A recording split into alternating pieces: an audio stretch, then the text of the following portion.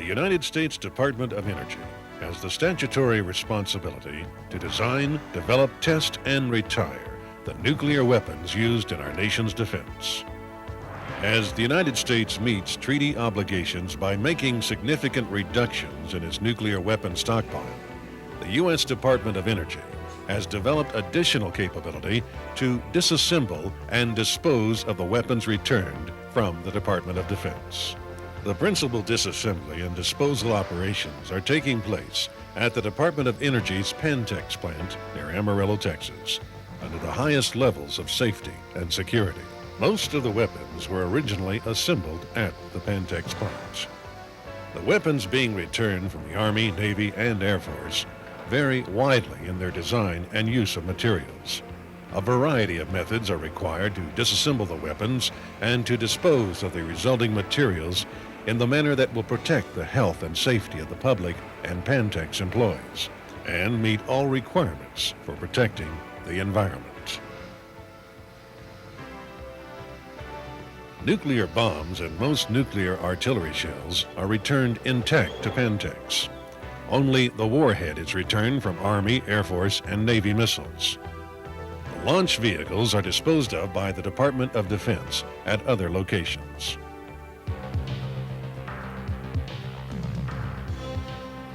When Department of Defense units have identified the weapons that are to be returned to the Department of Energy, they are shipped from a military base in the United States. The weapons are transported in heavily armored trucks and trailers operated by armed couriers, who are DOE employees. Each convoy includes escort vehicles driven by additional couriers. Special communication equipment enables a central control center to track the exact location of each convoy as it rolls toward the Pantex plant. Within 72 hours after arrival at Pantex, each weapon is subjected to a series of safety and security inspections before the approved disassembly procedure can be started. The disassembly of nuclear weapons is a very exacting procedure and is conducted in a controlled environment under strict supervision. The time required to disassemble a weapon ranges from 5 days to 3 weeks, depending on the type of weapon. For bombs such as the B-61, disassembly requires the removal of 4 major subassemblies. The first section to be removed is the radar nose subassembly. This section will be sent to DOE's Kansas City plant for further disposition.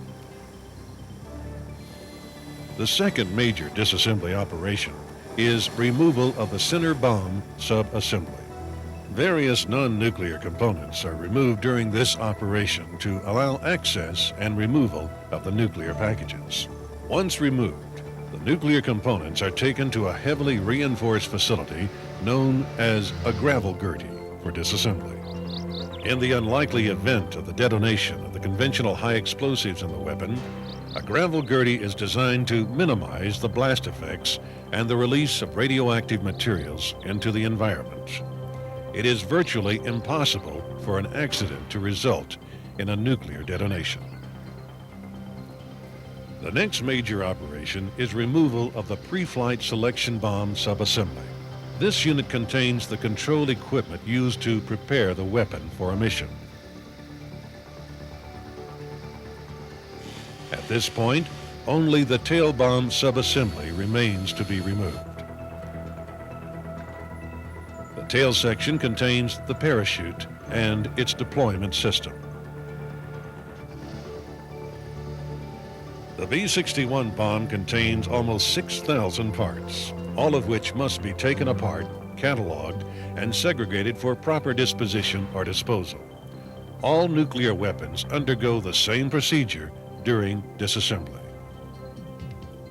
When the nuclear package is delivered to a gravel gertie, it consists of an exterior casing or shell containing the primary nuclear assembly, and in many cases, a secondary nuclear assembly if the weapon is a hydrogen bomb or warhead.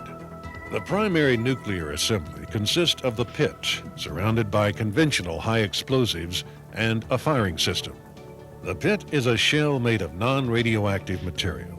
It contains plutonium, which is the radioactive material used to produce the nuclear detonation.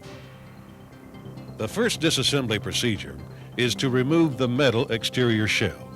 As the primary is removed from the nuclear package, the high explosive detonators are removed and packaged for disposition. Removal of the high explosive material from the pit exterior can take from minutes to days, depending on the removal process, which in turn depends on the type of high explosive and the method used to make the high explosive to the pit. Once separated from the high explosive, the pit is placed in a container and returned to a staging area.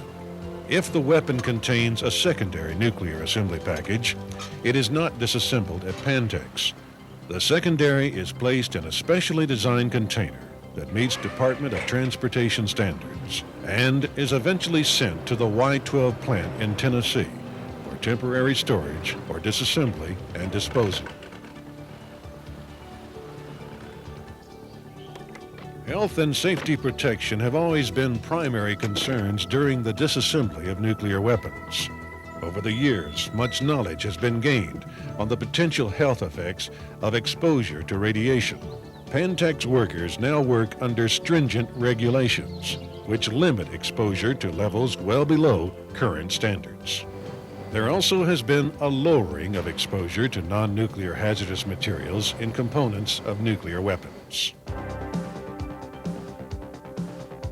As the nuclear weapons are disassembled, the components are segregated into groups, which are disposed of in different ways to protect both classified information and the environment. Non-nuclear components are segregated into appropriate groups at the disposal staging area. Several disposal methods are used for material generated from the disassembly of a nuclear weapon. These disposal methods include the transportation of the radioactive components to Department of Energy weapons complex facilities. Some components may be reused and are stored at various DOE facilities. The final disposition of all radioactive and non-radioactive materials and components is done in a manner which meets all current classification and environmental regulations. Much of this material is similar to waste materials generated by other industrial operations. Protection of classified information requires that many components be disfigured into a shape which does not disclose the original configuration of the part. Hazardous material waste disposal regulations affect the methods used to process materials, such as burning the conventional high explosives, the manner in which materials are packaged and transported, and the location of the disposal site where those materials may be taken. All federal and state regulations relating to the disposal of all forms of waste must be followed. Gold and other precious metals are recovered from a number of components and carefully accounted for. The U.S. Department of Energy has disassembled thousands of nuclear weapons over the years in a safe, secure, and efficient manner. That same commitment to quality performance will be achieved in meeting the requirements in all our nation's arms reduction programs.